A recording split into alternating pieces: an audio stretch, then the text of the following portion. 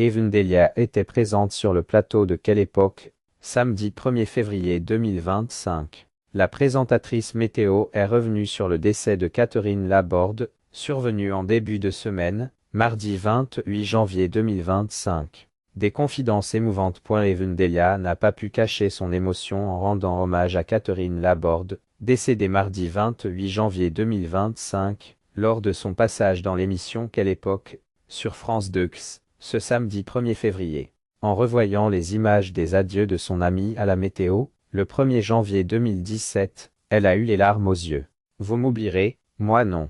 Je vous aime », avait lancé Catherine Laborde ce jour-là. Des mots qui résonnent encore. Evendelia se trouvait en régie lors de cette ultime intervention, entourée de nombreux collègues, tous bouleversés par ce moment chargé d'émotions.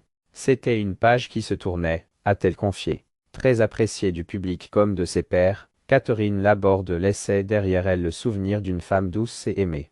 Il faut le dire absolument, a insisté Evendelia, avant d'affirmer qu'elle n'avait jamais eu le moindre conflit en 30 ans de carrière. Catherine Laborde, on était très amusé à Salamé a alors évoqué les jalousies parfois présentes dans le milieu, mais Evendelia a aussitôt balayé cette idée. Jamais, jamais, on était très amis. Leur relation allait bien au-delà du travail, comme en témoigne la présence d'Evendelia au mariage de Catherine Laborde en 2013.